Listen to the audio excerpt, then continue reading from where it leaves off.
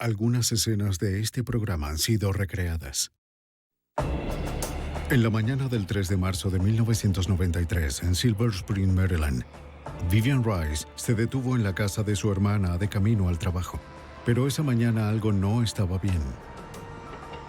Ambas puertas del garaje se encontraban abiertas y la minivan de su hermana no estaba. Dentro de la casa, Vivian descubriría un salvaje triple homicidio, ejecutado por uno de los asesinos más despiadados y astutos que hubiera desafiado al FBI. La evidencia se acumula, no tienen sospechosos evidentes. El centro de comercio es bombardeado. Ted Kaczynski es arrestado. Fugitivo a un prófugo.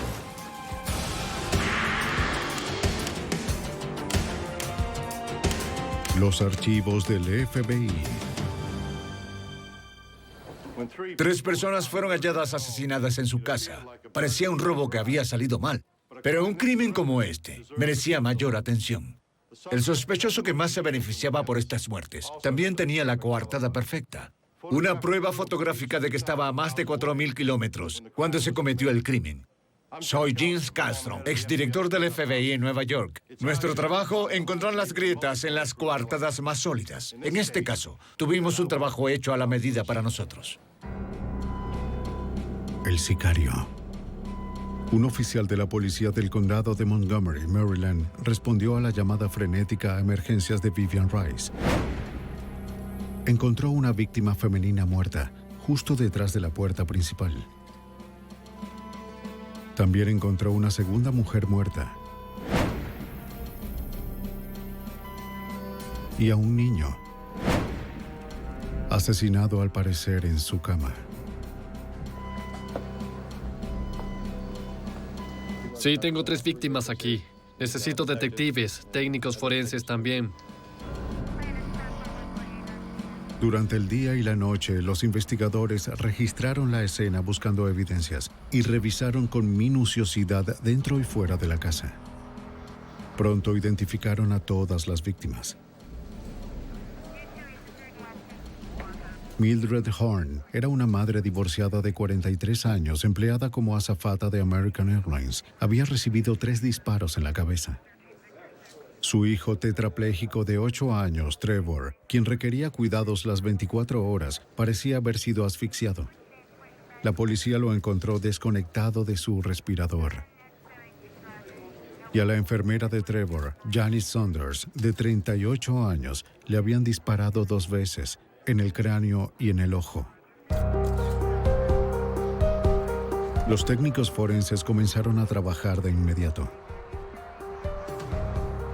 Fueron cuidadosos, pero había poca evidencia que recolectar. Encontraron un fragmento deformado de una bala en la madera a un lado de la ventana de Trevor. Los investigadores tomaron hisopos, recolectando con cuidado muestras de sangre para hacer pruebas de ADN, pero la sangre solo coincidió con el ADN de las víctimas. Con tan pocas evidencias que condujeran a los investigadores a un sospechoso, los técnicos buscaron pistas con mayor ahínco, recolectando cualquier cosa que pareciera prometedora. Fuera de la casa, los investigadores encontraron una lima de metal.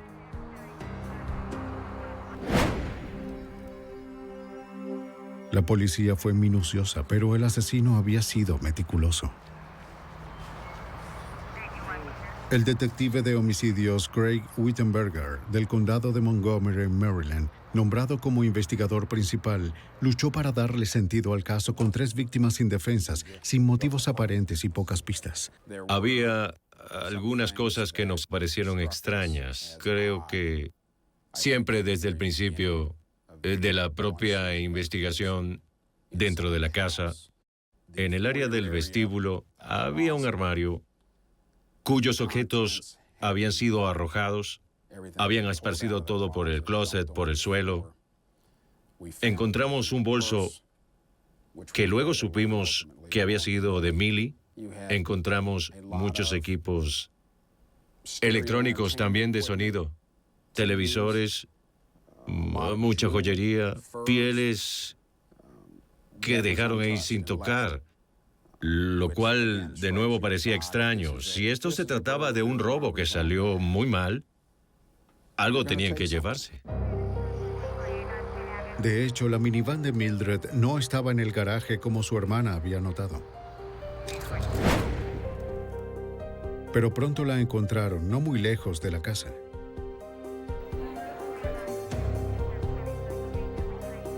Algunas de las tarjetas de crédito de Mildred también estaban perdidas, pero un trotador las encontró al día siguiente a un costado de la vía.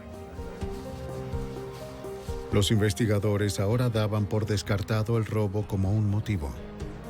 En cambio, se preguntaron si los objetos perdidos eran un intento deliberado del asesino para despistarlos. La escena tenía todas las características de una ejecución profesional bien planificada. A un lado. En cuanto a un sospechoso en la escena del crimen, Vivian dijo que el ex esposo de Mildred, Lawrence Horn, tal vez era el responsable. Le suplicó que lo investigaran. Él pronto se convirtió en el principal sospechoso. Todos los miembros de la familia estaban dándonos esta información que seguía apuntando a Lawrence Horn. Se basaba en la relación tormentosa. En una relación muy tormentosa e inestable que Millie y Lawrence Horn habían tenido por muchos años. Danny, ¿podrías preparar esta batería con el número 5 para mí, por favor? Seguro. Los investigadores descubrieron que entre los años 60 y 70, Horn había sido un productor e ingeniero de grabación importante para Motown Records, acreditado con muchos hits, entre ellos Shotgun, de Junior Walker, y The All Stars. Se casó con Mildred, una azafata, en 1973. Luego se mudó con la Motown de Detroit a Los Ángeles. Bien, hagamos una prueba. Pero cuando la fortuna de la compañía menguó, también lo hizo la suya. 3. Él y Mildred se divorciaron en 1987, pero sus problemas continuaron. Tal como el fiscal adjunto de Maryland, Bob Dean, pronto descubrió. Investigamos a Lawrence Horn en el juzgado aquel día.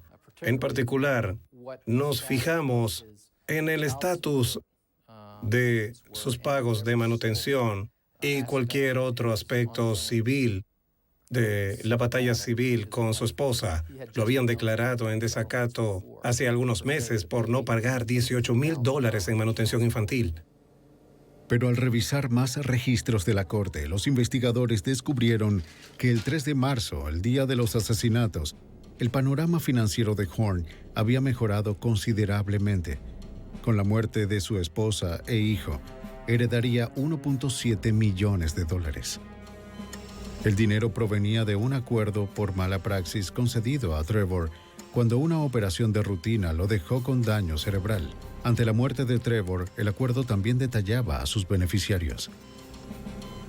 Los beneficiarios de Trevor eran obviamente su madre y su padre, y esos eran Millie y Lawrence. Si Millie moría, Lawrence recibía todo. ¿Es usted la señora Horn? A petición del detective Wittenberger, el Departamento de Policía de Los Ángeles contacta a Lawrence Horn a pocas horas de los asesinatos. Lawrence, creo que es mejor que vengas. ¿Qué ocurre? Lo ubicaron en la casa de su madre. Señor Horn. La policía informó a Horn de los asesinatos y se sorprendieron ante su respuesta. Por Dios. Soy un sospechoso. No, señor. El comportamiento del señor Horn fue muy extraño. Fue tan extraño que los oficiales de policía comenzaron a tomar nota desde el principio. No solo estaba renuente a cooperar y quería un abogado, sino que, en esencia, sus únicas preguntas eran consultas sobre si era un sospechoso en esto. Por favor, siéntese aquí. La policía lo llevó a la estación para hacerle más preguntas. Le preguntaron dónde había estado durante el momento del crimen. Les dijo que estuvo con su novia Shira Bogan y describió sus actividades. Más tarde fue interrogada y corroboró su historia. Estaba en casa. Yo estaba en casa. Si Horn o alguien que había contratado habían cruzado las fronteras estatales para cometer el crimen, habría violado el Estatuto de Viaje Interestatal para ayudar al crimen organizado, un delito federal bajo la jurisdicción del FBI. Ahora el FBI entraba en escena. Un crimen atroz dejó sorprendida a la tranquila comunidad de Silver Spring, Maryland. Un triple homicidio que acabó con la vida de un niño tetrapléjico, su madre y su enfermera. Con el sospechoso principal a más de 4.000 kilómetros en Los Ángeles, surgió la posibilidad de hacer una investigación interestatal. Los detectives locales llamaron al FBI. Está bien, hasta luego. El agente especial Ed Roach dirigió el caso. ¿Y las fotografías que hemos encontrado? El caso se convirtió en una investigación de costa a costa, ya que el sospechoso principal estaba viviendo en Los Ángeles para ese momento. Así que involucramos a la división del FBI en Los Ángeles. Quizás podríamos ayudar más adelante en la investigación por medio de evaluaciones de perfiles en cuántico o con ayuda del laboratorio del FBI. Desesperados por encontrar más pistas, los investigadores enviaron un equipo canino al sitio donde se encontraron las tarjetas de crédito de Mildred Horn. El equipo pronto recuperó una pieza de metal oxidada muy corroída, pero claramente la parte de un arma. Wittenberger envió la pieza al laboratorio del FBI para un análisis. Los investigadores determinaron que la pieza era el mecanismo disparador de un rifle AR-7.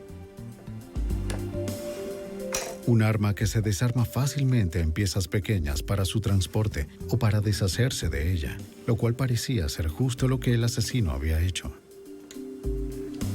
También había dado otro paso para distanciarse a sí mismo del arma. Había taladrado el número de serie. A menudo un investigador entrenado puede restituir estos números, pero este asesino los había eliminado por completo.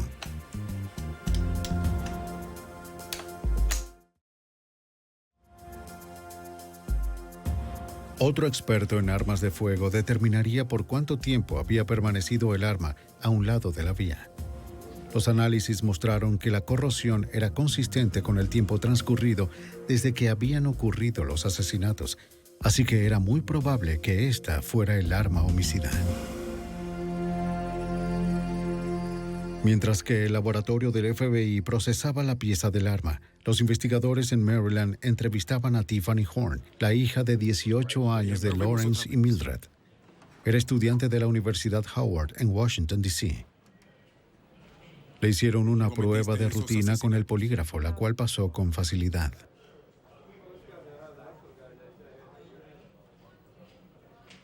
¿Cometiste esos asesinatos? No. Más tarde ese día, Tiffany conversó con el detective Wittenberger y le reveló 3 pistas claves. La primera era algo que había sucedido en el verano de 1992. Su padre la había llamado pidiéndole que filmara el exterior de la casa de su madre, junto con la habitación de Trevor. La idea era tan extraña que solo grabó a Trevor y a su enfermera, con Trevor en su cama conectado a un respirador. Tiffany le dio la cinta a su padre. Ahora Wittenberger y el FBI se preguntaban si Horn quería que alguien supiera cómo era la fachada de la casa. Luego, el 1 de marzo, 2 días antes de los asesinatos, Horn la llamó de nuevo. Quería saber dónde estaría su hija menor Tamiel en los próximos días.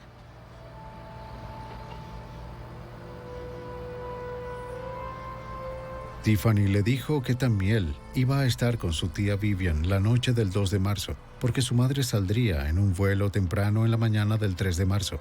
Eso hizo pensar a los investigadores que Horn ya tenía conocimiento de cuándo iban a ocurrir los asesinatos.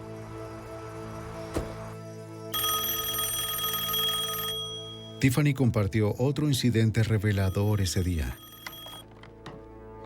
A eso de las 2:30 de la madrugada, el día de los asesinatos, había llamado a su madre por equivocación. Tiffany se equivocó al marcar el número. Quería llamar a su novio. Está bien, adiós. Se disculpó y colgó. La hora de la llamada ayudaría a los investigadores a estimar la hora de los asesinatos, junto con otra observación. Las enfermeras de tiempo completo hacían un registro cada hora en un libro cerca de la cama. Basado en ello, la llamada de las 2:30, los apuntes a las 2 en el registro de la enfermera, la ausencia de anotaciones a las 3 y los hallazgos de la autopsia, nosotros estimamos que el momento de la muerte había sido entre las 2 y las 3 de la madrugada.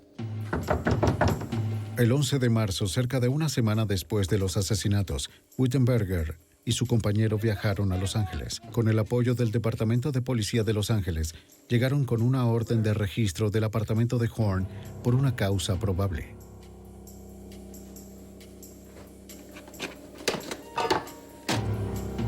Se llevaron cientos de audios y grabaciones en video.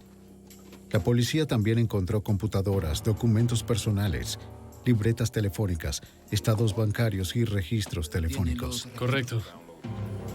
Sí, creo que nos va a tomar de 2 a 3 horas. De vuelta en la estación, los investigadores comenzaron la ardua tarea de revisar todo lo que habían encontrado. Imprimieron cientos de páginas provenientes de los discos duros de las computadoras de Horn.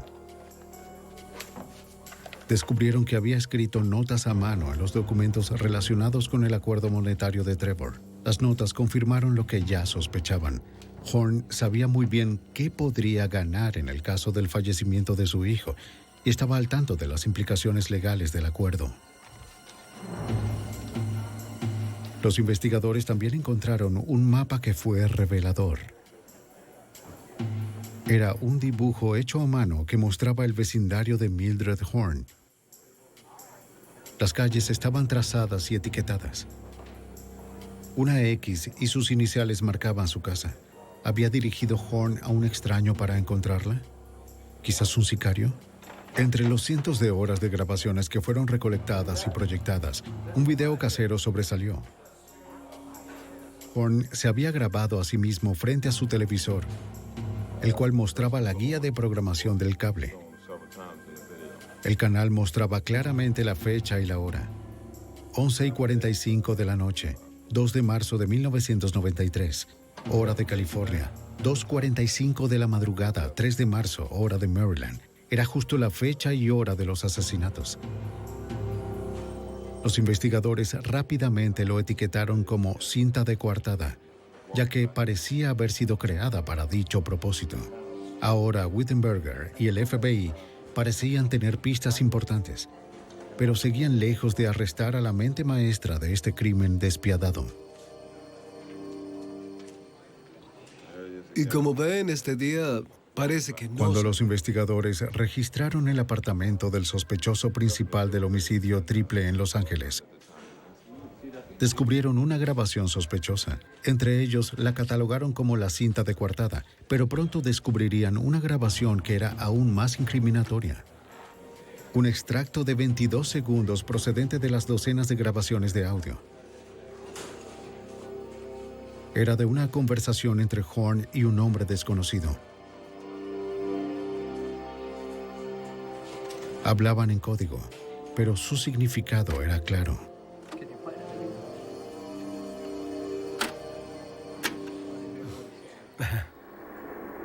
¿Puedes hablar? No. De acuerdo. Está bien, estoy sentado allí. ¿Puedes? Pude tomar una foto de él, ¿entiendes? ¿Entiendes? Allá, pero no pude. El ruido, ¿entiendes lo que digo? No pude tomar las otras, no lo hice, no quería ir al frente. Después de escuchar eso, pensamos que el señor Horn estaba en Los Ángeles en ese momento. También pensamos, luego de escuchar esa conversación, que tal vez era el individuo que había cometido los homicidios quien hacía la llamada. Con la ayuda del FBI, los investigadores solicitaron a AT&T los registros telefónicos de todas las llamadas desde la residencia de Lawrence Horn desde una semana antes de los asesinatos hasta una semana después. La mayoría no tenía importancia, pero 4 llamadas de larga distancia destacaron. 2 habían sido hechas días antes de los asesinatos desde un teléfono público en Detroit. Las otras 2 fueron hechas a tempranas horas del 3 de marzo desde teléfonos públicos cerca de la casa de Mildred Horn, una fuera de un restaurante Denny's y la otra desde un Days Inn. La llamada desde Denny's se había hecho a la casa de Lawrence Horn a las 5:12 de la mañana, hora de Maryland, pocas horas después de los asesinatos.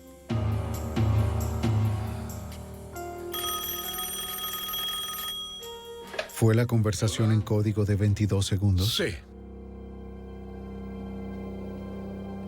¿Y quién había hecho la llamada? Sí, de acuerdo. Miren esto. Los investigadores invirtieron horas analizando docenas de solicitudes de registro de moteles cercanos. Una revisión de los hoteles y moteles en el área, en un radio de varios kilómetros alrededor de la escena del crimen, tuvo como resultado un individuo que se registró a eso de la medianoche, el día en que fueron cometidos los asesinatos, con una licencia de conducir de James Edward Perry. James Edward Perry parecía ser un sospechoso prometedor.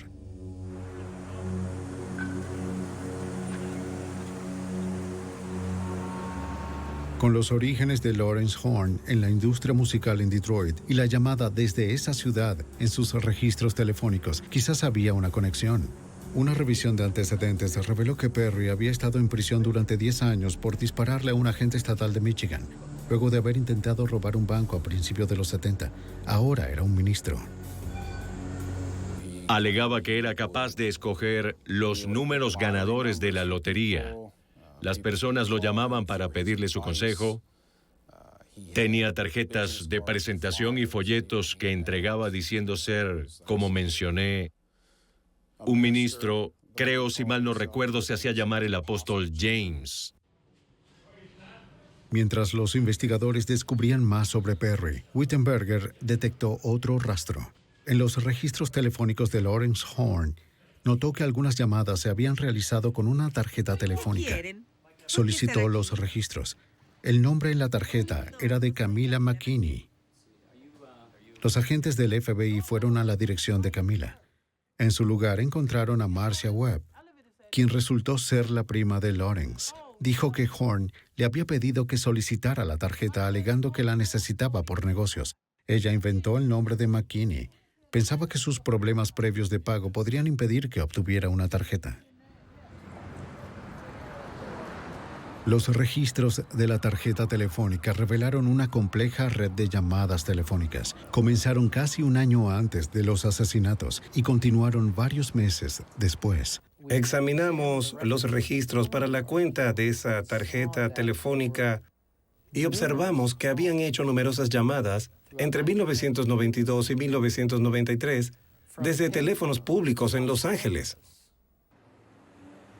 Teléfonos públicos que pudimos marcar en un mapa de la calle. En principio, dentro de una distancia a pie desde la casa de Lawrence Horn, dirigidas a la casa de James Perry en Detroit.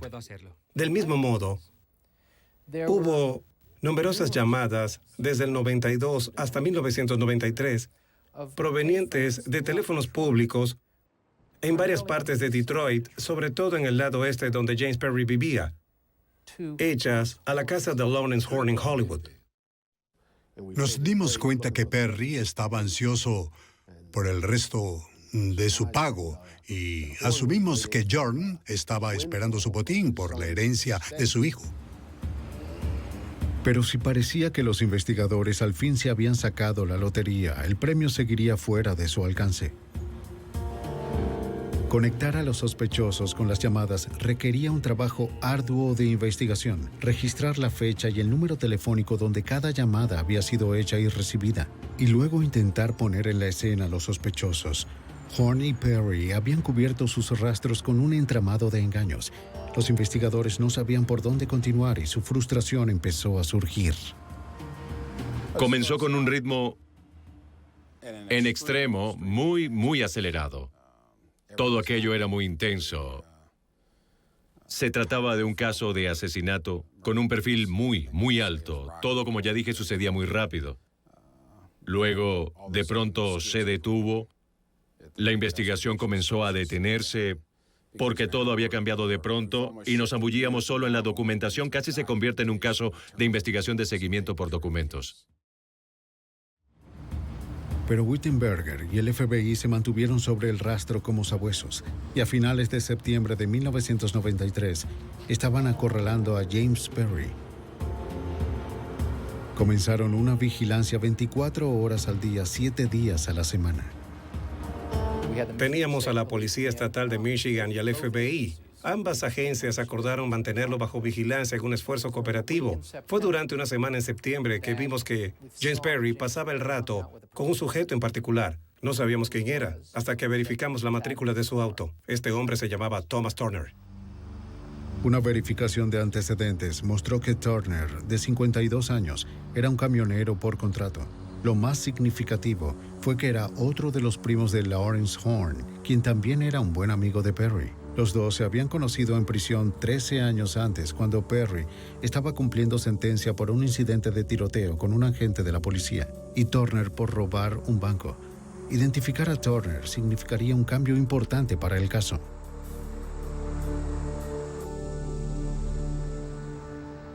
Pero por ahora, los investigadores esperaban algo más inmediato.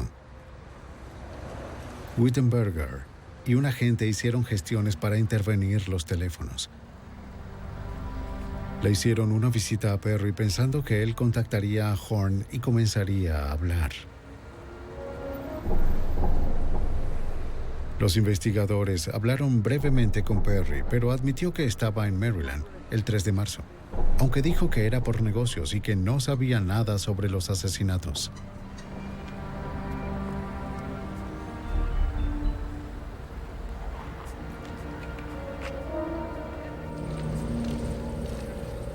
En septiembre de 1993, después de semanas de lucha por una autorización de la corte para intervenir el teléfono de Horn, los agentes finalmente obtuvieron la autorización. El agente especial Roach fue clave para obtener la autorización. Esperábamos oír una conversación incriminatoria entre James Edward Perry y Lawrence Horn. Esperábamos que dijeran algo como: quiero el resto de mi dinero. Hice el asunto. El pago inicial no es suficiente. Me prometiste esto y lo otro. Solo obtuve esto y ahora quiero el resto de mi dinero. O quizás serás el siguiente. Algo así habría sido estupendo. Pero Horn y Perry eran muy astutos para dejar que algo se les escapara. Para mediados de noviembre, con la investigación a toda máquina, dejaron de hablarse por completo. A pesar de meses con progresos lentos pero firmes, Horn y Perry seguían un paso adelante de la ley.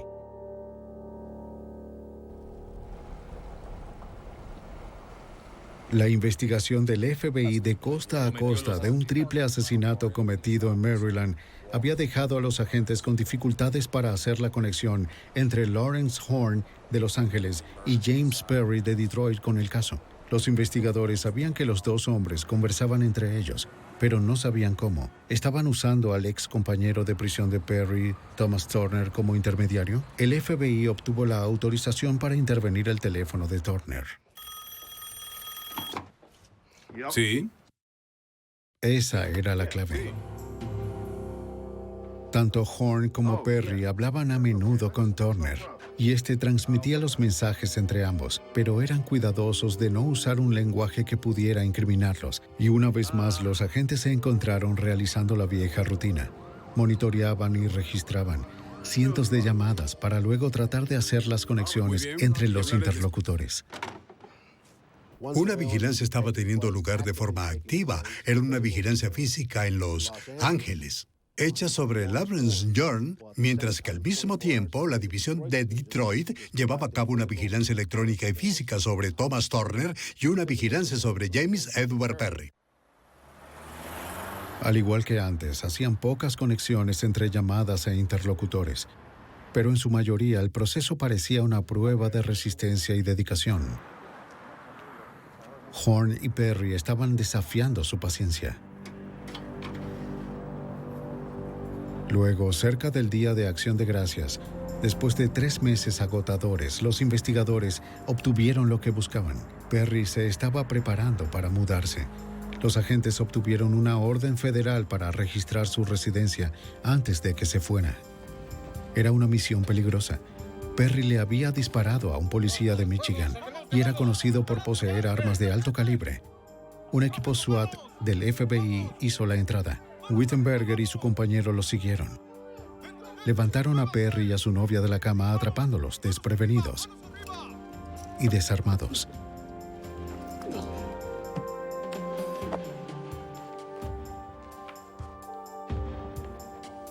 Entonces comenzaron a registrar la casa. La policía recolectó cintas de videos, estados bancarios y otros documentos. Gran parte de lo que encontraron parecía extrañamente fuera de lugar para estar en la casa de un llamado ministro. Había reliquias vudú, revistas Soldado de Fortuna y libros sobre temas como investigaciones criminales, manejo de heridas por arma de fuego o interpretación de manchas de sangre como evidencia. Los investigadores también esperaban probar que Perry había comprado los libros. Llamaron a las editoriales obteniendo solo una respuesta de Paladin Press. Un cheque cancelado probaba ser el punto de inflexión en este caso. Perry había ordenado 2 libros de Paladin Press cerca de un año antes de los asesinatos. 2 publicaciones escalofriantes: Sicario, un manual para contratistas independientes, y Cómo construir silenciadores desechables. Cuando uno lee estos libros es muy inquietante observar la cantidad de similitudes y paralelismos entre el libro Sicario y lo que había ocurrido en la casa de Emily aquel 3 de marzo. Al fin las piezas comenzaban a encajar. Lo de la minivan perdida de Mildred tuvo explicación. Perry la había usado para regresar a su auto rentado, el cual había estacionado a cierta distancia de la escena del crimen, como recomendaba el libro. Las tarjetas de crédito encontradas por un trotador en una vía cerca de la casa también tuvieron sentido. Decía que si se quería hacerlo parecer un robo, había que desordenar la casa, tomar algunos objetos y arrojarlos a un lado del camino. Indicaba que se lanzaran las partes del rifle a un lado de la vía. Otro detalle que recomendaba el libro era tomar una lima estrecha y pasarla a través del barril del rifle, y una lima estrecha se encontró en el patio con depósitos químicos consistentes con la pólvora residuales del arma de fuego. El libro también sugería utilizar un rifle AR-7, el tipo de arma cuyo mecanismo disparador ya había sido encontrado. Del mismo modo, los investigadores determinaron que la única bala encontrada en el cuarto de Trevor era de calibre 22, popular entre los asesinos. Las de calibre 22 se deforman al entrar en el cuerpo humano, así que es difícil hacerlas coincidir con un arma. También son pequeñas, discretas y de bajo costo. En enero de 1994 hubo otro gran descubrimiento en el caso. Luego de meses de presión de Wittenberger, una citación del gran jurado al fin hizo que arrestaran a Thomas Turner. Acordó hablar a cambio de inmunidad. En una declaración ante un juzgado en Maryland, Turner indicó que su primo Lawrence Horn lo había visitado en mayo de 1992, 5 meses antes de los asesinatos. Aunque Turner no lo había visto en 20 años, Horn de inmediato se quejó de problemas con su ex esposa Mildred. Turner le dio el nombre de James Perry. Eso era todo lo que Turner dijo, aunque Wittenberger creía que sabía mucho más. Por suerte, con eso bastaba. En ese momento, debido a lo que sabían de Thomas Turner y lo que habíamos descubierto del libro Sicario y las intervenciones telefónicas, sentimos que estábamos en una posición para establecer una conspiración, para saber que James Perry había, en efecto, llevado a cabo los asesinatos. Ese verano, Wittenberger arremetió. El 19 de julio de 1994, arrestó a Horn en su departamento de Los Ángeles sin incidentes. Wittenberger lo interrogó durante 45 minutos en la estación de policía, pero Horn se negó a hablar del crimen. El mismo día, los agentes del FBI en Detroit estaban esperando que un juez firmara las órdenes para arrestar a Perry. Mientras tanto, llevaron a cabo una vigilancia visible. La táctica está hecha para presionar a un sospechoso mientras se aseguran de que no escape. No nos importaba si él los veía o no. No queríamos que fuera una vigilancia conflictiva hasta que las órdenes estuvieran firmadas.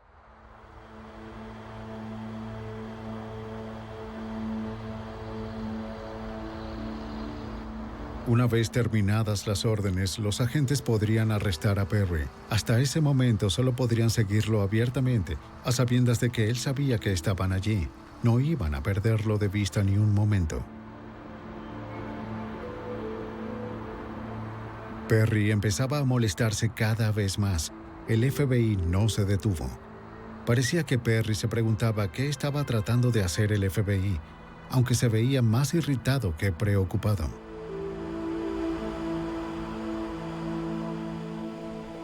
Se fue conduciendo a plena vista de los agentes. No sabían hacia dónde se dirigía, pero lo siguieron de todos modos. Sí, está bien. Vigílalo. Bueno, sigámoslo de cerca. Se detuvo para recoger un amigo. Mira. Un hombre desconocido para los agentes. ¿Quién es él?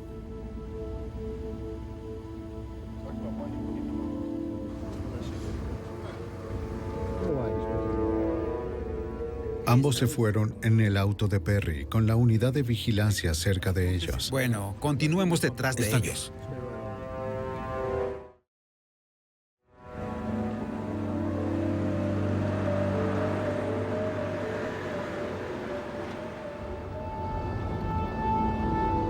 Luego, incrédulos, los agentes se preguntaban hacia dónde se dirigía Perry. Después de solo una hora, el seguimiento constante hizo enojar tanto a Perry que decidió presentar una queja.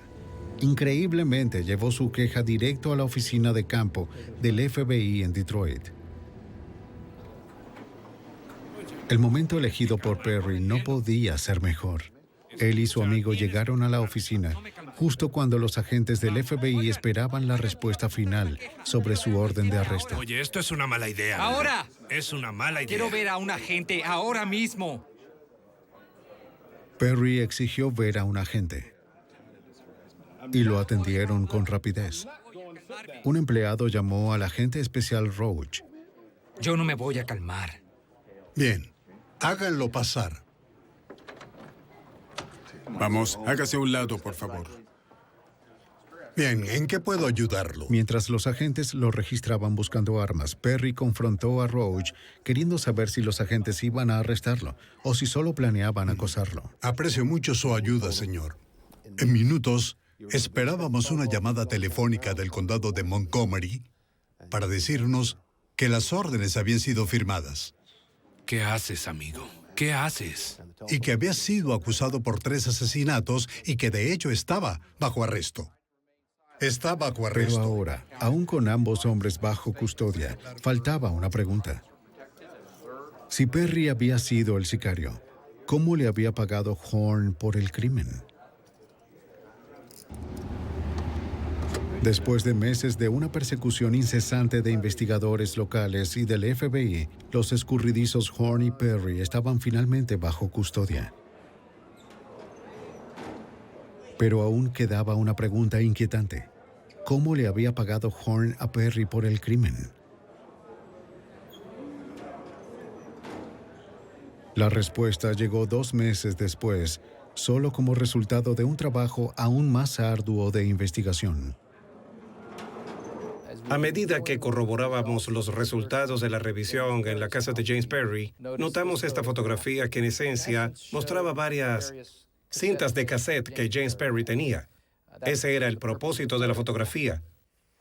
Pero debajo de uno de los objetos vimos una tarjeta de Western Union. Obtuvimos varios registros de Western Union que nos mostraban que había, sin duda, un número de transacciones desde Los Ángeles para la novia de James Perry, Pauline McGee. La persona que hacía los envíos era George Bernard Shaw. Ahora teníamos otra área para investigar por otros meses. Luego de más indagaciones, Dean descubrió que un hombre llamado George Bernard Shaw había muerto en julio de 1992 en un accidente automovilístico en Los Ángeles. Cuando Dean revisó el LA Times publicado el día de la muerte de Shaw, descubrió la conexión con el sujeto, aunque no fue en su obituario. Vimos en la portada que Mary Wells había muerto. Y para aquellos de nuestra generación, fue una gran estrella Motown. En la página del obituario había una gran historia sobre la muerte de Mary Wells en Los Ángeles. En la esquina inferior derecha había una lista de otras personas que también habían fallecido. Uno era un hombre llamado George Bernard Shaw, sin información sobre él, solo el nombre del cementerio. Lawrence Horn había usado el nombre de este hombre común fallecido como la fachada de sus pagos, los cuales habían sido realizados con el dinero que Horn había ahorrado. Casi 2 años después del crimen, los investigadores ya tenían armado el rompecabezas. Había sido un asesinato a sueldo, frío y premeditado, que tomó más de 1 año planificar. James Perry había seguido las instrucciones del libro Sicario casi al pie de la letra. Perry compró un rifle AR-7 y taladró el número de serie como sugería el libro. Construyó un silenciador desechable, siguiendo las indicaciones del libro. Cortó las partes con cuidado y las ensambló. También empacó un bolso con insumos, un traje marrón de mecánico para poder caminar por el vecindario de Mildred, luciendo como un técnico y guantes de látex para así no dejar huellas. En los meses previos al crimen, él y Horn conversaron a menudo, discutiendo cada detalle. A petición de Perry, Horn le envió un mapa del vecindario de Mildred y un video de la habitación de Trevor. Horn había escogido una fecha para cuando también estuviera fuera de la casa, su única muestra de misericordia en este crimen inhumano. En el día pautado, Perry condujo un auto rentado por Turner desde Detroit. Se registró en un motel cerca de la casa de Mildred en Maryland. Perry pagó con efectivo, como recomendaba el libro, esperando que el motel no le solicitara una identificación. Lo siento, necesito una identificación. Estoy pagando en efectivo. Señor, necesito ver una... Pero se la pidieron. Sin la fotocopia de su licencia de conducir, la policía podría no haber descifrado el caso. No podíamos creer que hiciera algo tan tonto, que lo había ubicado en Silver Spring, Maryland, en la fecha y momento de los asesinatos. Entonces condujo su auto rentado hasta un centro comercial cerca de la casa de Mildred y caminó desde allí, siguiendo el mapa dibujado a mano por Horn.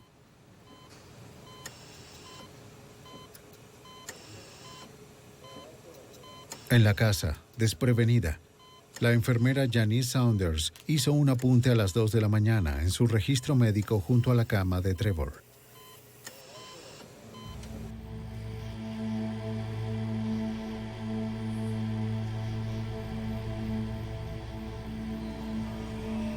Perry se acercó a las puertas francesas detrás de la casa como estaba planeado.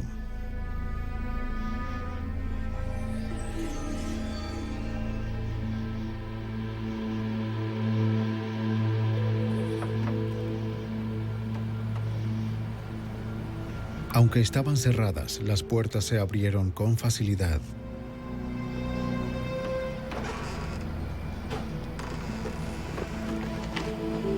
Entró apenas haciendo ruido.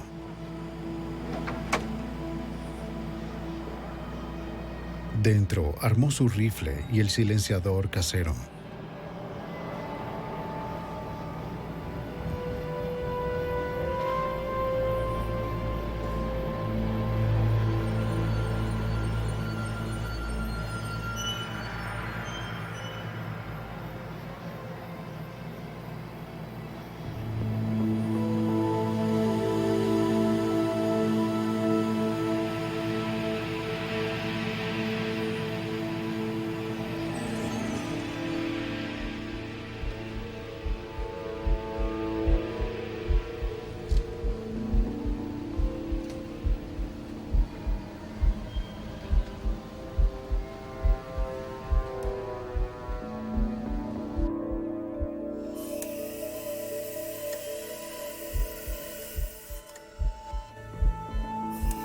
Probablemente tomó a Saunders por sorpresa.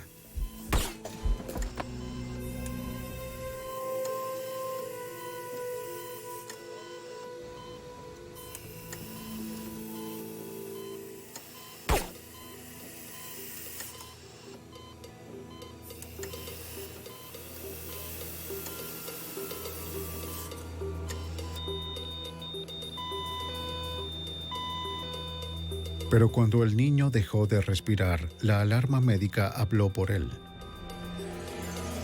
Arriba, su madre se despertó.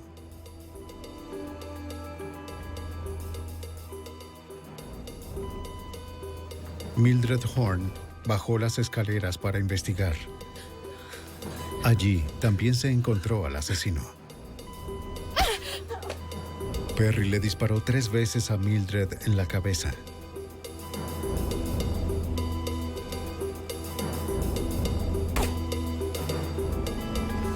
Luego, Perry desordenó la casa para que pareciera un robo que había salido mal. Como indicaba el libro, tomó las tarjetas de crédito de Mildred.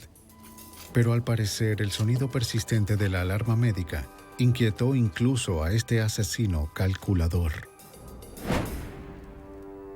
Se apegó a las instrucciones del manual. En su salida, taladró el barril del arma usando una lima para burlar las pruebas de balística como señalaba el libro. Para escapar con rapidez, condujo la minivan de Mildred hasta donde estaba estacionado su auto rentado. En el camino arrojó las tarjetas de crédito de Mildred y las partes del arma, aunque solo fue encontrado el mecanismo disparador. De acuerdo, está bien. Estoy sentado allí. ¿Puedes? Pude tomar una foto de él, ¿entiendes? ¿Entiendes? Allá, pero no pude... El ruido, ¿entiendes lo que digo? No pude tomar las otras, no lo hice, no quería ir al frente. Fue un caso que pudo resolverse gracias a una investigación muy exhaustiva de cada pista posible, de cada pista imaginable, y literalmente pasamos 1 año y medio o 2 trabajando solo en este caso. En septiembre de 1995, 2 años y medio después de los asesinatos, James Perry fue llevado a juicio en Maryland. Bob Dean fue el fiscal especial por su conocimiento íntimo del caso. Perry recibió una sentencia de por vida por conspiración y 3 sentencias de muerte por los asesinatos. Esas sentencias fueron cambiadas a sentencias de por vida. Perry no tiene posibilidades de salir bajo libertad condicional. Nunca ha admitido haber cometido los crímenes. El juicio de Lawrence Horn comenzó ese abril en una corte abarrotada de Maryland. Enfrentó los mismos cargos que Perry. Gran parte de la misma evidencia fue usada. Otra vez Bob Dean participó como fiscal especial. Luego de 5 semanas, el juzgado encontró culpable a Horn de todas las acusaciones. No mostró emoción alguna, y tal como Perry, nunca confesó el crimen. El 13 de mayo, Horn recibió 3 sentencias de muerte sin posibilidad de libertad condicional. Apeló una vez y le fue negada. Creo que tanto el señor Horn como el señor Perry hicieron un muy buen trabajo planificando esto. Y estuvieron muy cerca de salirse con la suya. Habría una victoria agridulce adicional para las familias de las víctimas. Luego de los asesinatos, introdujeron una demanda federal en contra de la editorial de Sicario, un manual técnico para contratistas independientes. A finales de mayo de 1999 ganaron la demanda, incluyendo un acuerdo multimillonario y la promesa de que el editor dejaría de vender el libro. Algunas escenas de este programa han sido recreadas. En el verano de 1985, una tranquila ciudad sureña se transformó en un lugar de horror inimaginable, cuando algunas jovencitas comenzaron a desaparecer. Un astuto asesino en serie estaba suelto y atormentaba a las familias mientras evadía su captura. Hasta que los investigadores no encontraran cómo detenerlo. Él continuaría su caza de nuevas víctimas. La evidencia se acumula, no tienen sospechosos evidentes. El centro de comercio es bombardeado. Ted Kaczynski es arrestado. Fugitivo a un prófugo.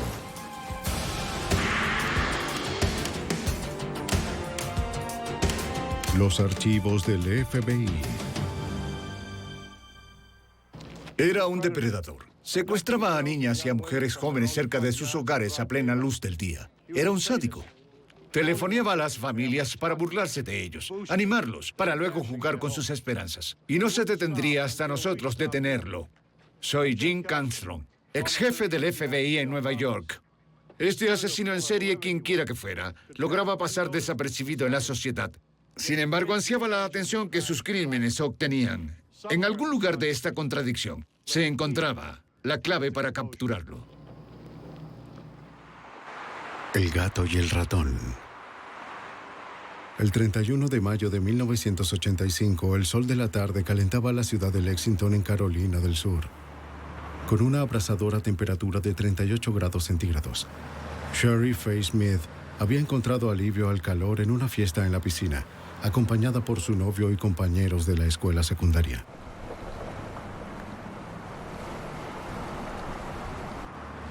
Ella disfrutaba de los días sin preocupaciones, entre sus exámenes finales y su graduación. Todo el verano y el resto de su vida esperaban por esta joven entusiasta de 17 años. Shari vivía con su familia en una comunidad rural y tranquila, un lugar seguro apartado en las afueras de la ciudad. La casa de los Smith se encontraba ubicada en una zona de bosques densos. La casa estaba a unos 200 metros de la carretera. El padre de Shari, Robert Smith, era el pastor local. Ese viernes por la tarde trabajaba en su casa, en su oficina del segundo piso. Alzó la vista de su tarea para ver a su hija llegar por el camino de entrada y detenerse para recoger el correo. A partir de ese momento, la vida en Lexington, en Carolina del Sur, cambiaría para siempre.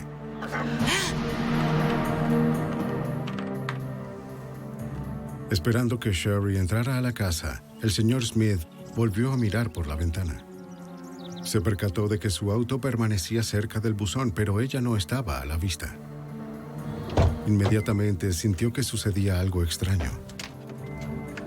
Él decidió salir a comprobar qué pasaba. Shari padecía de diabetes. Si su azúcar en la sangre estuviera fuera de balance, podría desorientarse o desmayarse.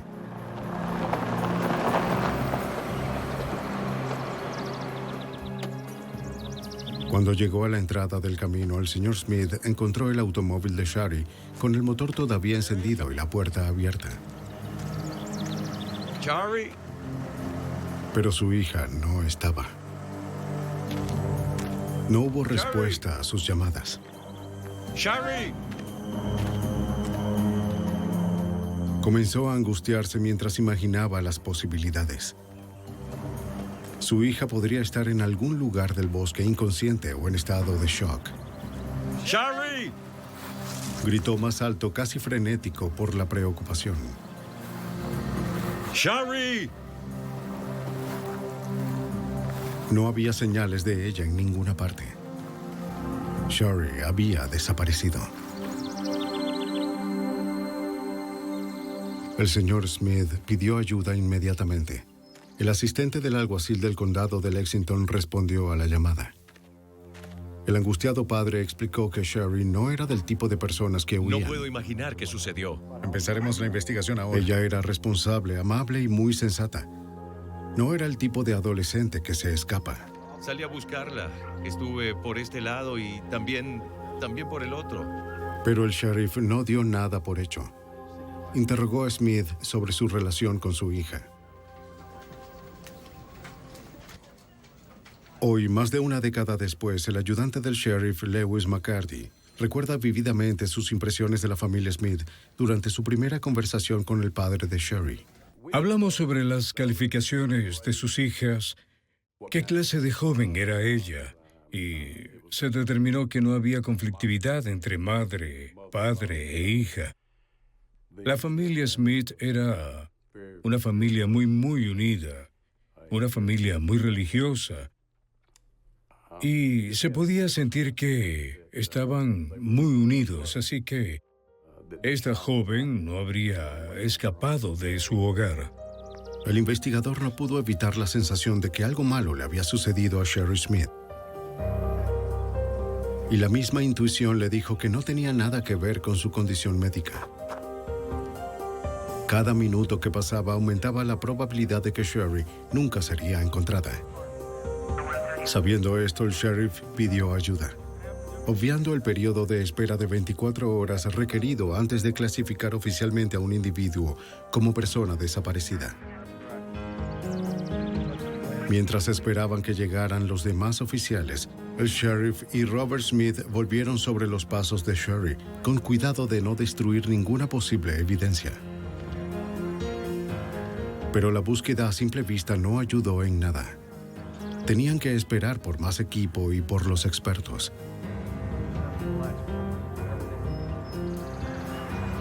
En pocos minutos, los oficiales de la División de Aplicación de la Ley de Carolina del Sur, conocidos como SLED, llegaron a la casa Smith. Los investigadores peinaron la escena, buscando huellas de neumáticos, pisadas o huellas dactilares, y no encontraron nada. Sabiendo que las próximas horas eran críticas, las autoridades reunieron un grupo de trabajo y organizaron una búsqueda masiva en el terreno. La posibilidad de un secuestro provocó una respuesta rápida. Crímenes como este simplemente no sucedían aquí. Los condados circundantes enviaron a todos los oficiales disponibles para ayudar.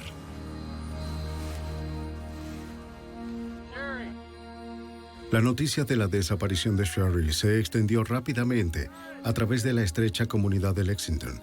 Cientos de residentes locales se ofrecieron para participar en la búsqueda. Aún así, no encontraron ningún rastro de la joven. ¡Sari! ¡Sari! Aunque no había evidencia directa de que se hubiera cometido un delito federal, los investigadores estatales recurrieron a la experiencia del FBI. Querían que la oficina asesorara extraoficialmente en la búsqueda y ayudara en la investigación. El agente especial John Vollmer de la Oficina de Columbia del FBI fue enviado a la casa de los Smith la mañana siguiente. La desaparición inclusive desconcertó a los expertos. No lográbamos encontrarla. Y ella no pertenecía a un tipo de familia de las que indicaría fácilmente que se habría escapado con alguien. Ella era de una familia estable, un buen entorno, y ellos inmediatamente pensaron, obviamente, que algo malo había sucedido. Pero no teníamos idea en ese momento qué podía ser. La búsqueda continuó con urgencia, con cientos de voluntarios y oficiales trabajando sin detenerse. Fue una tarea desalentadora. El calor y el terreno dificultaban la búsqueda. Cuando estás hablando de buscar en un condado de 1,300 kilómetros cuadrados, es casi como buscar una aguja en un pajar. Es extremadamente difícil porque no sabes por dónde empezar ni a dónde ir. Pasaron 2 largos y calurosos días de búsqueda, y aún así no había señales de Sherry. Cada vez era más y más probable que se tratara de un secuestro. Horrorizados por la posibilidad de que un crimen como este pudiera ocurrir en su ciudad, los residentes de Lexington estaban asustados. Los niños no salían sin sus padres. Nadie iba solo a ningún lado. A cada hora que pasaba, los investigadores se esforzaban por mantener la esperanza de encontrar ilesa a Sherry.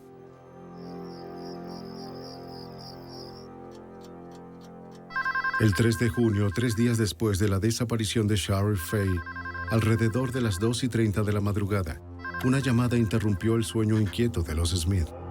Robert contestó el teléfono. Una voz que no reconoció preguntó por su esposa Hilda. ¿Aló? La persona que llamó afirmó ser el secuestrador de Sherry. Sí. El secuestrador se disculpó por llevarse a Sherry e insistió en que pronto la devolvería. Dejó claro que esa no era una llamada de rescate. Le dijo a Hilda que recibiría una carta por correo ese mismo día. ¿Pero qué es lo que quiere? Prometió que volvería a llamar y colgó. Aunque el teléfono ya había sido configurado, la llamada fue demasiado corta para obtener un seguimiento.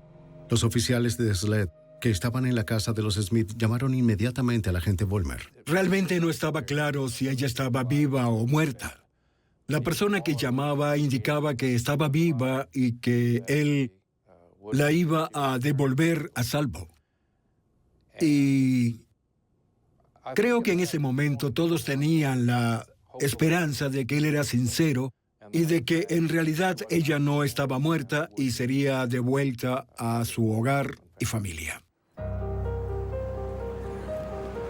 Una carta que con suerte contenía pistas sobre el paradero de Sherry sería un alivio bienvenido, pero primero tenían que averiguar si la carta prometida por quien llamaba realmente existía. Sin perder tiempo, despertaron al jefe de correos de la ciudad y le ordenaron que abriera la oficina de correos antes del amanecer. Y enseguida comenzaron a trabajar revisando carta por carta todo el lote de correo saliente.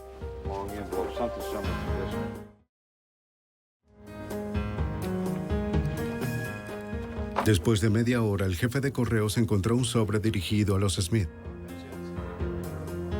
Con cuidado, lo metieron en una bolsa de pruebas y lo enviaron a los laboratorios forenses de SLED para su análisis.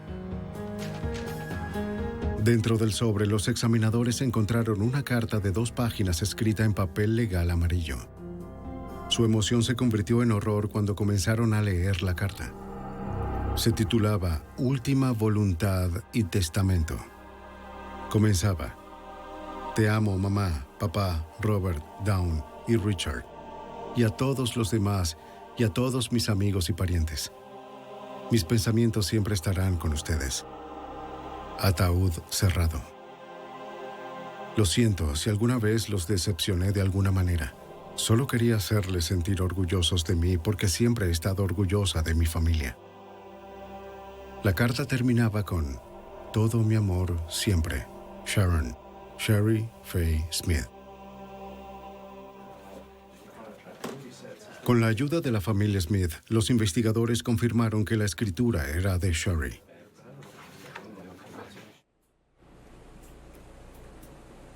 Los investigadores del laboratorio comenzaron la laboriosa tarea de analizar la carta. La búsqueda de impresiones, pelos, fibras y otras pistas tomaría semanas.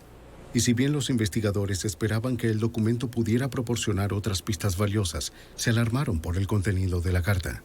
Estábamos conmocionados, estábamos preocupados por su bienestar.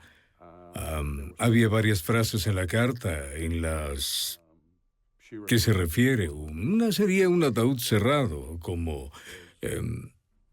no sabemos por qué. ¿Por qué una joven escribiría ataúd cerrado? El destino de Sherry no estaba claro. El secuestrador tenía todas las respuestas. Él había prometido llamar de nuevo. Hasta que lo hizo, la familia Smith se aferró desesperadamente a la esperanza. Pocos días después de la desaparición de Sherry Faye, su secuestrador había llamado para contactar a la familia. Desde entonces, los agentes y detectives añadieron una grabadora de voz, además del rastreador que ya estaba en el teléfono de los Smith. Tener registrada la voz del secuestrador en una grabación sería muy valioso. Si el sospechoso llamaba de nuevo, estarían preparados.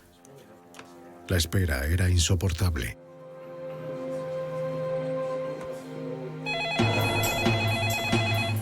A las 8 en punto de la tarde del 3 de junio sonó el teléfono.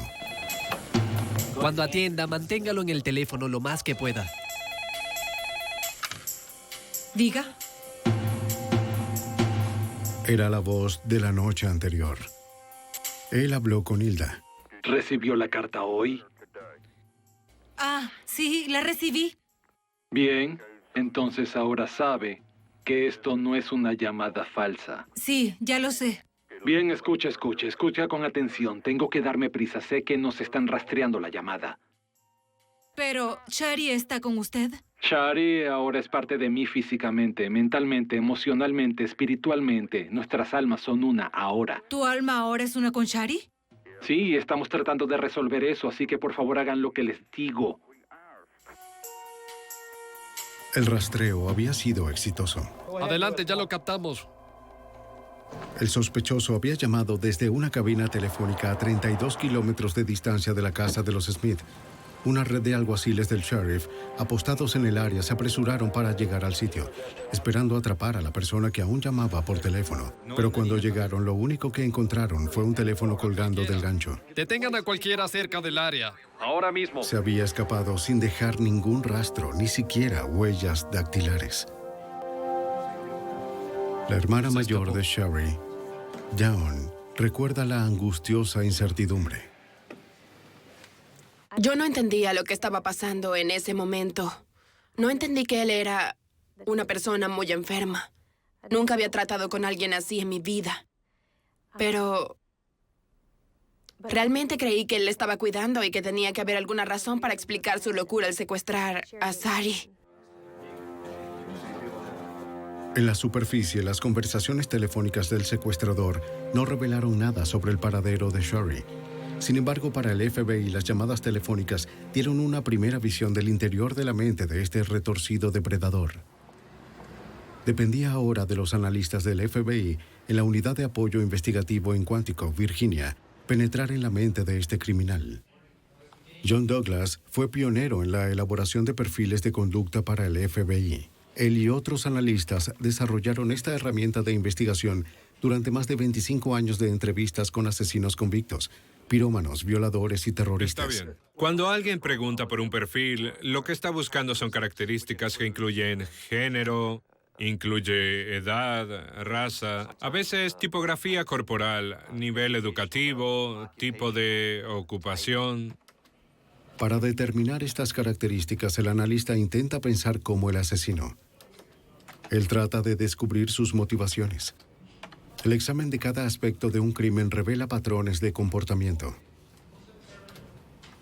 Lo que emerge es un perfil que describe el tipo de persona que probablemente sea el asesino. Después de analizar cada detalle del secuestro de Sherry, Douglas generó un perfil de 22 puntos del sospechoso.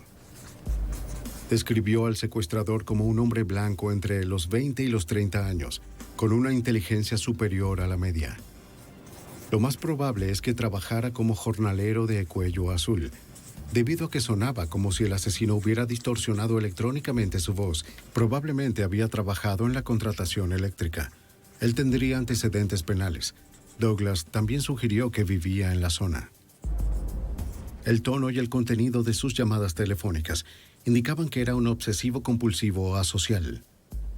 Si el estrés de la vida cotidiana se hacía demasiado grande, se desmoronaría. Luego se sentiría obligado a compensar sus propias deficiencias mediante acciones violentas. Es el tipo de hombre que se siente como un grano de arena en la playa, donde hay miles de millones de granos de arena.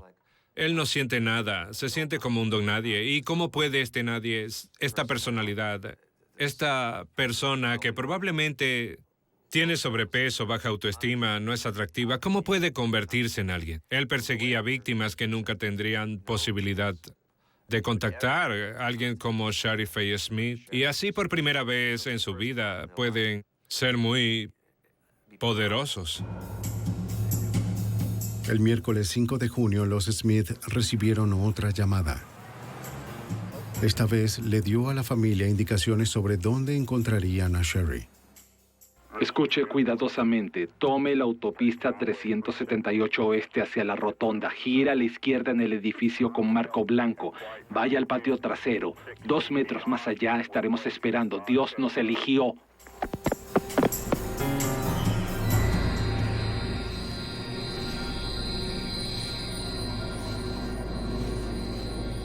Los investigadores corrieron a la ubicación con la esperanza de encontrarla todavía con vida.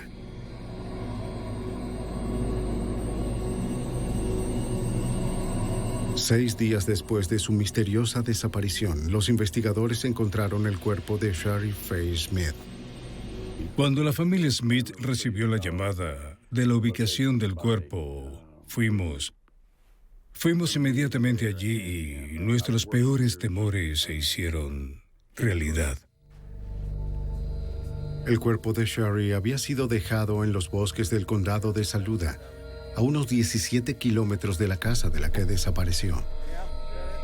Su secuestrador ahora era buscado por asesinato en primer grado. Una semana de calor a 38 grados centígrados había pasado factura.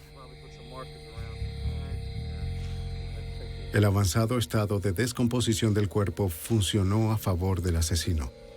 El médico forense no pudo determinar la causa exacta ni el momento de la muerte. Para John Douglas, la ubicación y el estado de la escena del crimen proporcionaron una mayor comprensión de la mente del sospechoso. Él tenía algo de sofisticación criminal, porque creo que eso lo hizo esperar. Esperó a que entrara en etapas avanzadas de descomposición, lo que dificultaría a las fuerzas del orden público determinar la causa y el método de la muerte en este estado de descomposición. La confirmación del asesinato de Shari devastó a la comunidad de Lexington. Ese sábado, una multitud de 1,000 personas asistió a un funeral en la primera iglesia bautista de la ciudad. Esa noche, después del funeral de Shari, el asesino no pudo resistirse a infligir más tormento. ¿Aló? ¿Puedo hablar con la señora Smith? Beverly, la tía de Shari, atendió el teléfono. Lo siento, pero ella tampoco está aquí. Beverly lo entretuvo, esperando ganar un tiempo valioso para el rastreo de la llamada. Tendré que cortar si no puedo hablar con ella. Pero el secuestrador amenazó con colgar si no podía hablar inmediatamente con Dawn. ¿Hola? Este asunto se me fue de las manos. Todo lo que quería era hacerle el amor a Dawn. Le había estado siguiendo por un par de... ¿A quién? Lo siento por Shari. Dawn, le pido a ti y a tu familia que me perdonen. Cuando mataste a Shari, ¿estaba en paz? ¿Ella no tenía miedo o algo? No lo tenía, ella estaba en paz. Ella sabía que Dios estaba con ella y que ella se convertiría en un ángel. Abrumada por el dolor, la madre de Shari insistió en hablar con el asesino de su hija. ¿Usted dijo que la iba a matar? Sí, y le di a elegir su muerte, y ella prefirió ser asfixiada. Dios santo, ¿cómo pudo hacer eso? No escapó a la atención del FBI y los investigadores locales que el asesino había usado erróneamente el nombre de Dawn cuando habló con Shari. Se prepararon para la posibilidad de que este asesino pudiera dirigir su obsesión asesina hacia Dawn.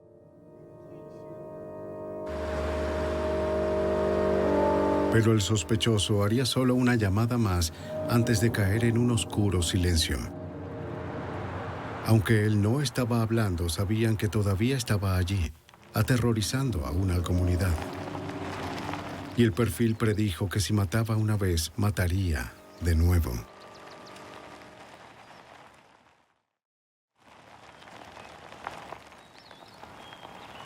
En junio de 1985, los investigadores del FBI continuaban tras la casa del secuestrador y asesino de Shari Smith, de 17 años. Mientras los investigadores se enfocaban en el asesino de Smith, el elusivo depredador preparaba otros planes. El viernes 14 de junio, 2 semanas después del secuestro de Shari, un hombre agarró a Debra May Helmick de su patio en el condado de Richland mientras jugaba con su hermano. Ella solo tenía 9 años. Los gritos de la niña alertaron a una vecina. Pero la mujer no fue lo suficientemente rápida.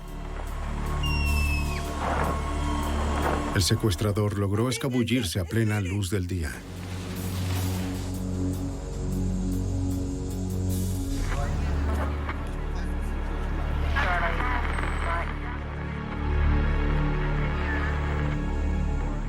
La vecina de los Helmick solo podía proporcionar información vaga. Sin embargo, la descripción general del sospechoso y su método parecía inquietantemente similar al hombre que el FBI buscaba por el asesinato de Shari. Los sheriff del condado de Richland contactaron de inmediato al grupo de trabajo en la cercana Lexington. A pocos momentos de ese secuestro nos enteramos y comenzamos a centrarnos en ese caso también. Estábamos más o menos en nuestras mentes. Creo que todos sabíamos que estos dos casos estaban conectados. Para John Douglas, el caso adquirió un sentido de urgencia aún mayor. El destino de Deborah May Helmick parecía casi seguro. Una vez que tienen la urgencia, buscan a la víctima preferencial, pero si no pueden encontrar a la víctima de su elección, elegirán a quien esté disponible, y en ese caso fue con Deborah May Helmick. Las noticias del segundo secuestro llevaron a Douglas desde Quantico, Virginia, a Carolina del Sur.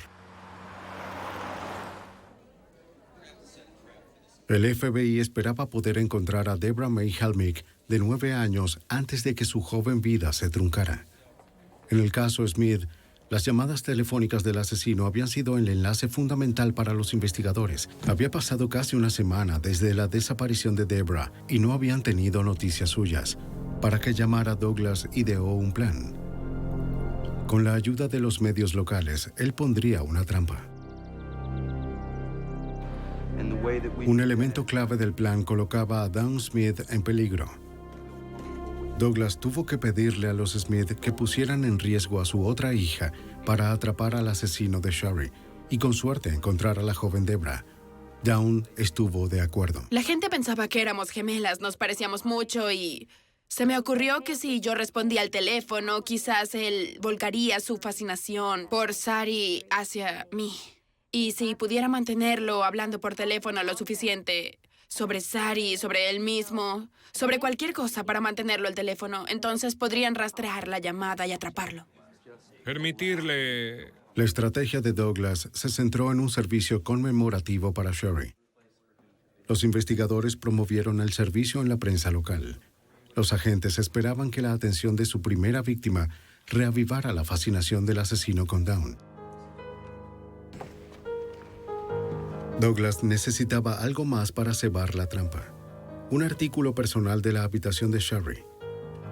Según su experiencia, Douglas sabía que los depredadores sexuales a menudo se sentían atraídos por los artículos personales de sus víctimas. Quieren elementos que puedan conservar, incluso mostrar como trofeos.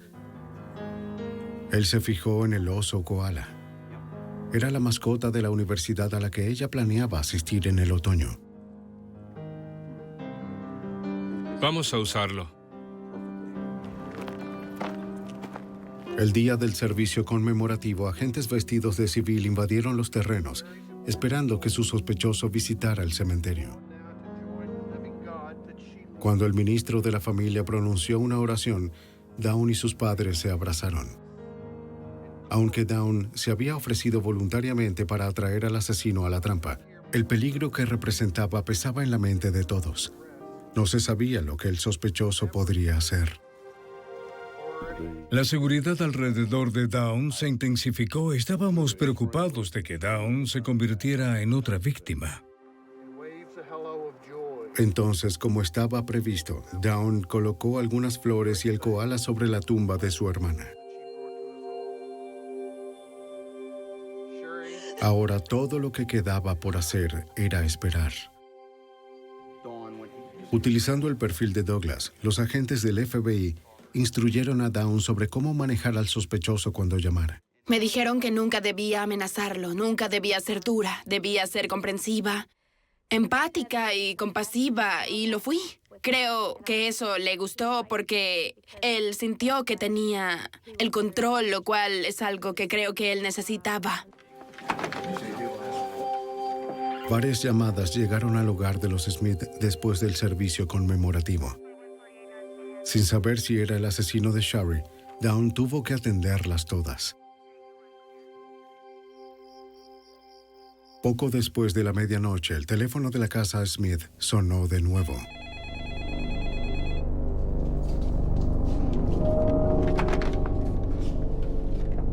¿Diga? Esto es de parte de Sari Faye Smith. ¿Eres Dawn? Sí. Como Douglas había esperado, el culpable mordió el anzuelo. Y como se anticipó, el asesino había enfocado su atención en Dawn. No puedes estar protegida todo el tiempo. Le dejó en claro que ella sería su próxima víctima. ¿Entiendes? Tú lo sabes. Dios quiere que te unas a Shari Faye. Es solo cuestión de tiempo. A pesar de la amenaza, Dawn lo mantuvo en la línea, soportando el abuso del hombre que asesinó a su hermana, mientras los funcionarios rastreaban el origen de la llamada. Sí, bien, escucha atentamente. Vete hacia el norte. Después, antes de colgar, el asesino le dio instrucciones. Gira a la derecha, Debra May. Está esperando. Dios nos perdona a todos.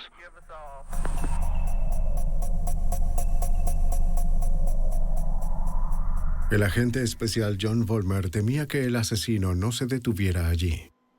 Cuando nombró a Debra Helmig, eso nos condujo a enfrentar la posibilidad de que estábamos lidiando con un posible asesino en serie, que había asesinado, según sospechábamos, al menos a 2 personas, quizás otras, y que podía seguir matando.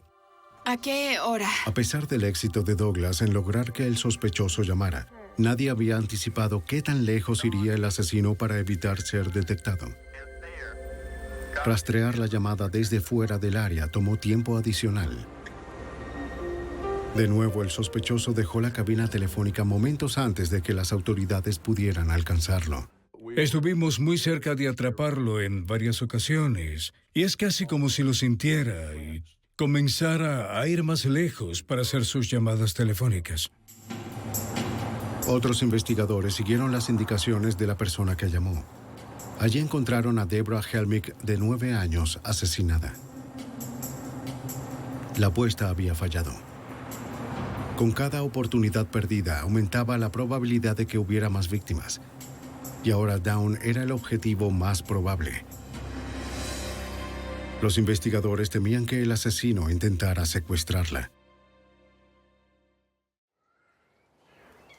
Un escurridizo asesino en serie ya había matado a 2 niñas en Lexington, Carolina del Sur. La escasa cantidad de evidencia frustró a los investigadores del FBI, así como a las autoridades locales. Pero el análisis forense estaba a punto de generar el mayor impacto en la investigación. La última voluntad y testamento de Shari Smith fue examinado por Gail Head, directora de la sección de documentos investigados de los laboratorios legales de Carolina del Sur. Utilizando una máquina ESDA, Head esperaba encontrar pruebas contundentes. El ESDA, un acrónimo para equipos de detección electroestáticos, puede captar imágenes que son invisibles a simple vista. Funciona según el principio opuesto de una imprenta. En lugar de recubrir letras levantadas con tinta para crear una imagen, ESDA rellena las marcas en el documento en cuestión con grafito. Cuando una película de imagen se estira sobre el documento como el celofán, aparece una imagen legible. Después de horas de examinar el documento, Head encontró la marca de una escritura. Parecía ser un número de teléfono y un nombre. Un nombre particular y el número de teléfono en cuestión nos permitieron mostrar todo el código de área, los 3 primeros números del prefijo, los siguientes 2 números, el tercer número del que no estábamos seguros y luego tuvimos el 4º número. El nombre en la hoja era Joe. Del código de área, los investigadores determinaron que el número era de Alabama. Para completar el dígito que faltaba, los investigadores llamaron a cada combinación del número de teléfono, hasta que llegaron a una selección que tenía el mismo nombre que se encontraba marcado en la hoja. Finalmente consiguieron una coincidencia. El número pertenecía a un hombre llamado Joe Shepard. Los investigadores examinaron sus registros telefónicos. Descubrieron que había recibido una llamada de una dirección a las afueras de Lexington, en Lake Murray, Carolina del Sur. Cualquiera de estas direcciones podría pertenecer al asesino. Respaldados por el perfil del FBI, la policía local visitó la dirección de Alabama.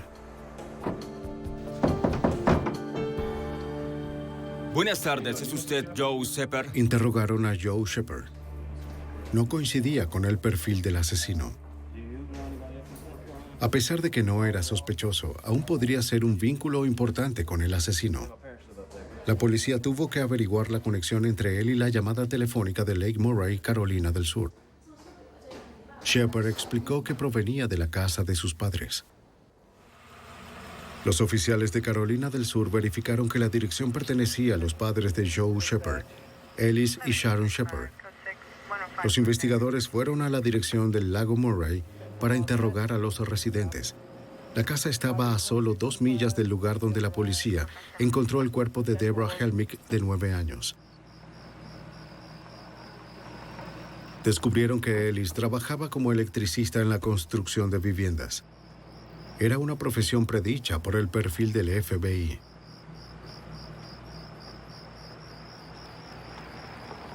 Cuando los oficiales tocaron la puerta, un automóvil se detuvo en la entrada.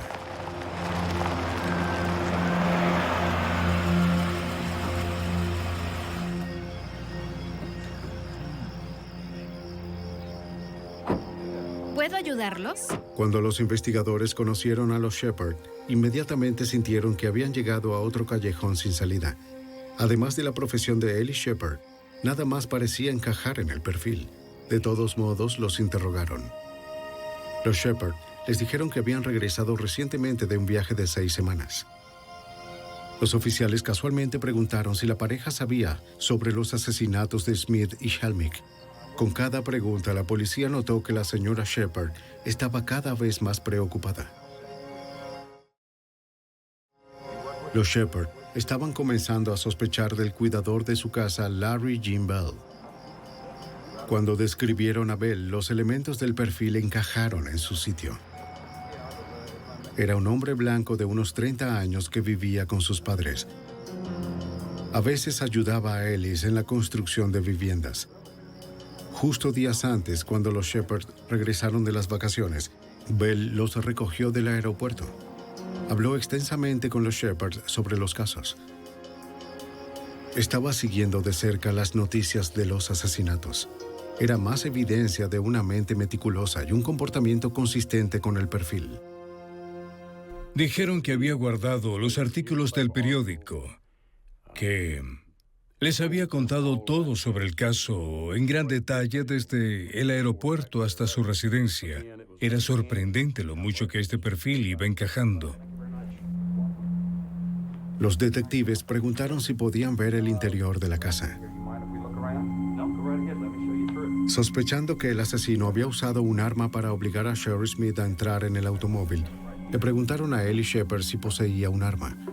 Shepard los llevó a un cajón donde guardaba su revólver. Para su sorpresa, el arma había desaparecido. Sería buena idea que nos acompañaran. Los oficiales le pidieron a la pareja que los acompañara a la oficina de policía. Querían que los Shepard escucharan las grabaciones de las llamadas del asesino a la familia Smith. Los investigadores necesitaban saber si la voz en las grabaciones pertenecía a su cuidador de la casa. For a couple of months, and then they'd find out I'm sane, and then I'd get tried and get sent to electric chair, put in prison rest of my life. I'm not going to stay in prison rest of my life. I'm not going to. Aunque la persona que llamaba podía haber alterado electrónicamente su voz, para los Shepard estaba claro que el hombre en la cinta era el cuidador de su casa, Larry Jean Bell. Todos estábamos animados, no podíamos mostrar ninguna emoción, pero en ese momento supimos que habíamos resuelto el caso, teníamos a nuestro hombre. Los Shepard le dijeron a la policía que esperaban que Bell llegara a su casa a las 7:30 de la mañana siguiente para ir a trabajar.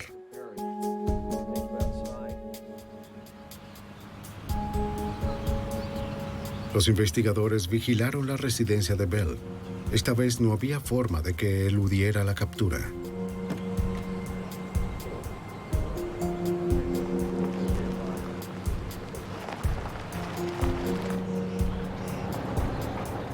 Larry Jean Bell se dirigió por la carretera hacia la casa de los Shepard. No se percató del coche de policía sin identificaciones que lo seguía. Los agentes se comunicaron por radio con otro automóvil que esperaba para interceptarlo en la intersección a la que se aproximaba.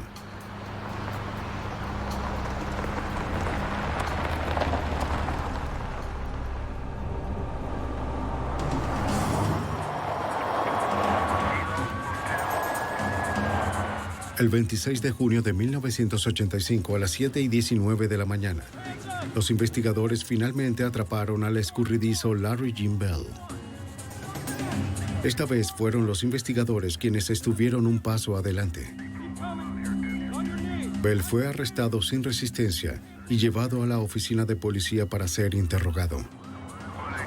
Con Bell ahora bajo custodia, los investigadores aún necesitaban cerrar bien el caso para asegurarse de que nunca más pudiera estar libre para matar de nuevo. Combinando contundentes pruebas forenses con el perfil del FBI, la policía de Carolina del Sur arrestó a Larry Jim Bell por sospechas de secuestro y asesinato. Pero ahora tenían que demostrar sin lugar a dudas que él era el asesino de Shari Smith y Deborah May Helmick. Quedó en manos del abogado del condado de Lexington, Donald Myers, presentar el caso.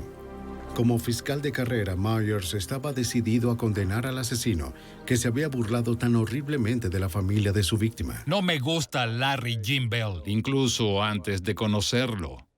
Y sabía que probablemente este sería el caso más publicitado que tendríamos. El más publicitado en Carolina del Sur hasta ese momento. Y me comprometí a ir tras él con todo lo que tenía. Aunque había evidencia poderosa contra Bell, esta era solo circunstancial. Aún así, en el estado de Carolina del Sur, una confesión podría garantizar la sentencia máxima. Myers quería asegurarse de que Bell nunca pudiera quitar otra vida. Él quería una confesión. Nuevamente llamaron al FBI por ayuda. Ellos recomendaron preparar un interrogatorio que provocase una declaración autoinculpatoria. Por ejemplo, un mapa que muestra dónde se hicieron las llamadas, algunas fotos de la víctima, para que mientras mire alrededor de la habitación, recuerde a la víctima. Podemos colocar tarjetas de huellas dactilares sobre la mesa, poner cuadernos o archivos que tengan su nombre en ellos, todo para hacerle pensar que obviamente lo tenemos cercado, que tenemos pruebas contra él. Él podría creer que lo tenemos y rendirse. Mientras los oficiales se preparaban para interrogar a Bell, otros detectives obtuvieron una orden de allanamiento de la casa de los Shepard. Durante las siguientes 12 horas, el equipo forense peinó cada centímetro cuadrado de la casa en busca de cualquier cosa que conectara firmemente a Bell con los crímenes. Como el perfil predijo, la casa estaba en perfecto orden. Fue meticulosamente limpiada, aspirada y desempolvada. Particularmente en la habitación donde Larry Bell se había estado quedando. Pero debajo de la superficie ordenada, el equipo descubrió evidencia de su desviación. Las pulcras sábanas de la cama ocultaban un delgado y sucio colchón, y debajo yacía una revista porno y un revólver .38 que coincidía con la descripción del que le faltaba al señor Shepard.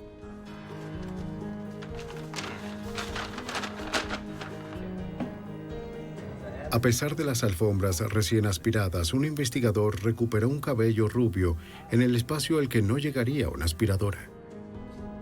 Un laboratorio vincularía el cabello con Shari Smith.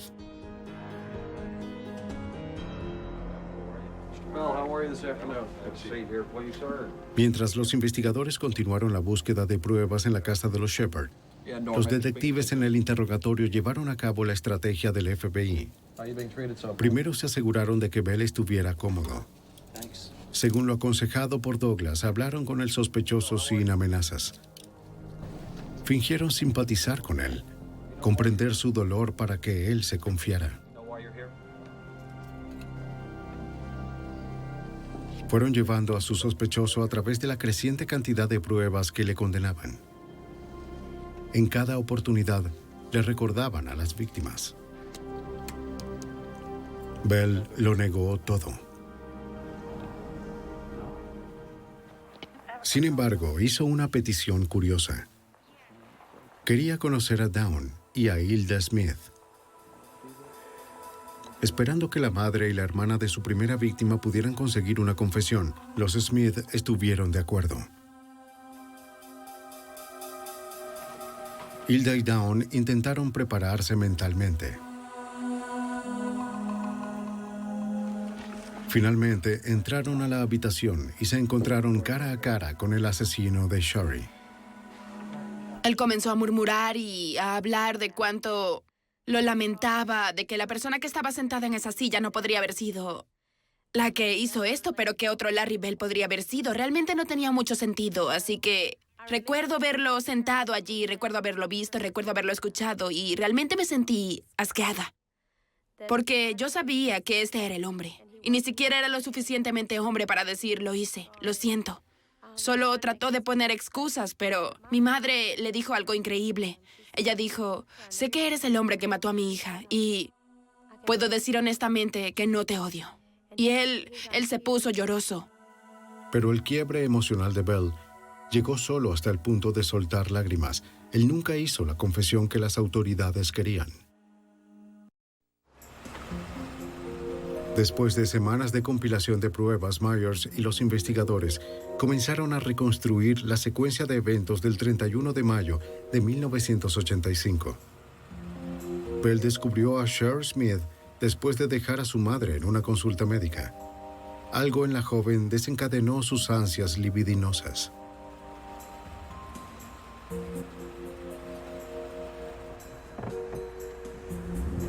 Cuando salió del estacionamiento, Bell la siguió. Su deseo destruyó el poco control que poseía. Él nunca la perdió de vista. Shari no se percató de que un auto la seguía por la carretera. Se detuvo en el camino de entrada y caminó hasta el buzón.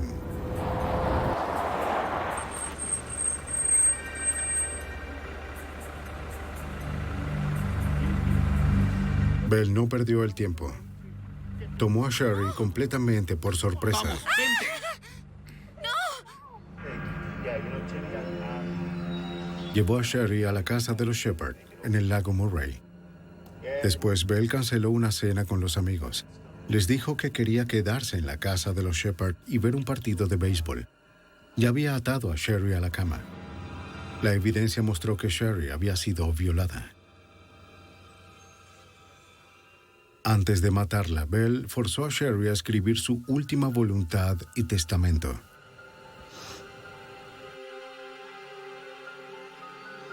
Doce horas después de su desaparición, él le cubrió la boca con cinta adhesiva y la sofocó.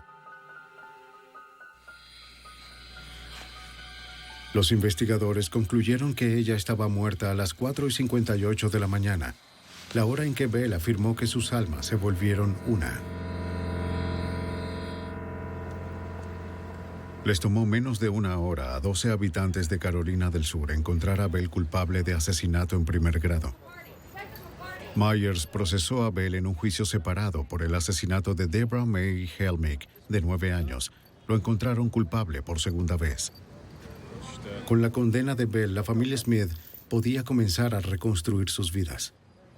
Hubo una sensación de alivio de que, bueno, ahora no puede hacerme daño, no puede hacerle daño a nadie más y será encarcelado. Larry Jim Bell pagó la pena máxima por sus crímenes sádicos. El 4 de octubre de 1996 fue ejecutado en la silla eléctrica de Carolina del Sur. Aunque la pérdida de Shari Smith y Deborah May Helmick siempre se lamentará, la vida en Lexington regresó lentamente a la normalidad. Con habilidad y determinación, la División de Aplicación de la Ley SLED de Carolina del Sur y el FBI le pusieron fin a la aflicción de un pueblo al acabar con el juego mortal del gato y el ratón.